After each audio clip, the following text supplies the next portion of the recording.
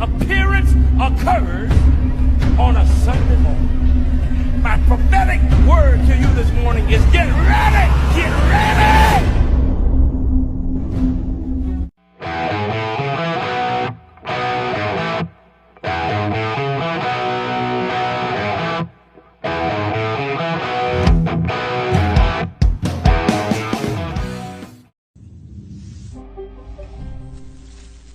My name is Jonna Mendez, and I was Chief of Disguise at the CIA. One of the things that was going on when I was Chief of Disguise was an enormous research program into the new advanced disguise system. It was basically the masks that everybody always wondered if we used masks, and this was the beginning.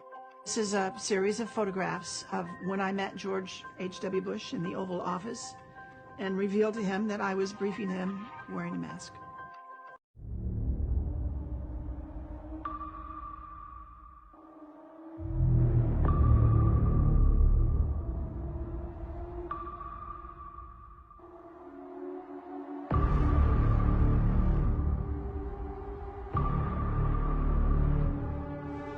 Now, in particular, and regarding this photograph, it is a Getty's image photograph. If you go to the link, you can see the photographer, all those kinds of details, who took it.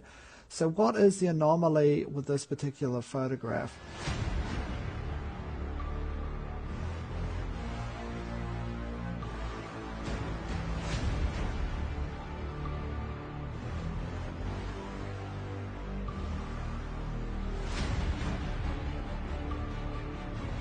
Do you have any people paid by the CIA who are working for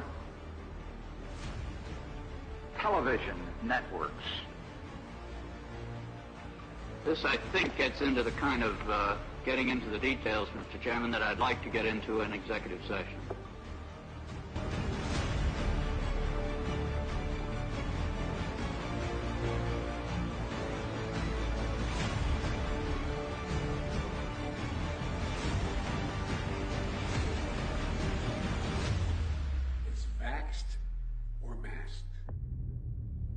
It was a big challenge to come up with something that finally actually animated and worked to really fool a person, but we did.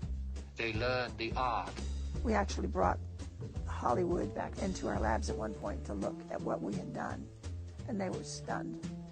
They're absolutely stunned. Congratulations.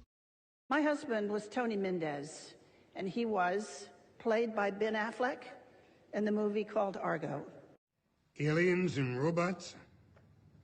Yes, sir. You're telling me that there is a movie company in Hollywood right now that is funded by the CIA? Yes, sir. Are there many actors in Hollywood who also moonlight as agents, do you think? I think there are probably quite a few, yes. I think probably Hollywood is full of CIA agents, and we just don't know it. And I wouldn't be surprised at all to discover that, this was extremely common. Tony, they didn't mention it in the movie, but Tony had deep connections to Hollywood, to the tradespeople out in LA that did a lot of things we were interested in doing. Special effects people, makeup people. Tony was chief of disguise 10 years before I was chief of disguise. And so he passed on some of his expertise to me. But he had a particular interest in the magic industry out in LA. Not so much the magicians on the stage, but the people that were working behind the scenes to make that magic happen. So we went to LA and we posed some questions to them.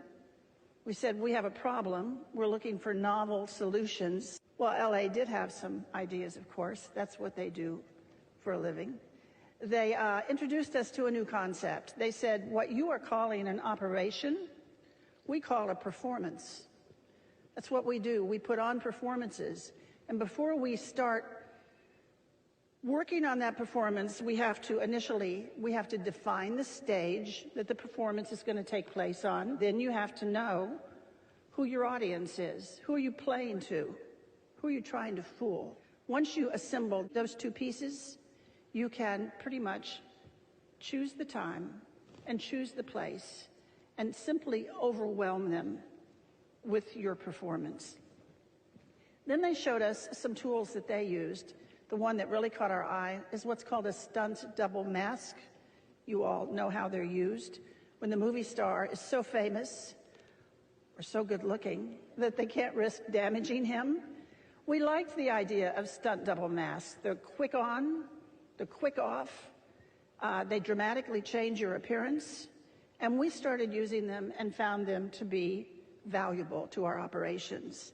But that audience piece of it did not allow you to get close enough to one of those masks before the illusion fell apart and you saw it was a mask.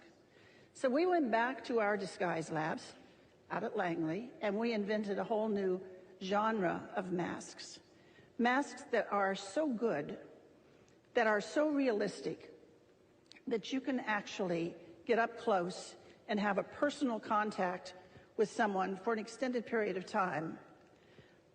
They're good enough that you can brief the President of the United States in the Oval Office wearing a mask. And he isn't sure if it's you or if it's someone else. Those masks were the beginning of a whole new generation of work that we did at the CIA. Once we could make these masks that fit you so well, then we discovered we could make a twin. We could make another you. There could be two of you. We could actually make 5 or 6 of you, but usually one extra was all we needed. We will respond accordingly. God bless you all, and may God protect our troops. But that's only the tip of the iceberg. As longtime CIA lawyer John Rizzo tells it, the relationship between the spy agency and La La Land is quite cozy. In his new book, Company Men, Rizzo says that actors, producers, and other movie-making power players were always happy to help out the CIA in any way they could. You work for the very enemy you thought you were fighting. That's impossible. Then tell me why you've never been to Langley. You've been lied to. All lower-level agents have been lied to. But I am trying to help you here. So you're saying I'm working for the enemy? And that you are the enemy? Sydney, this is your last chance. You have to go.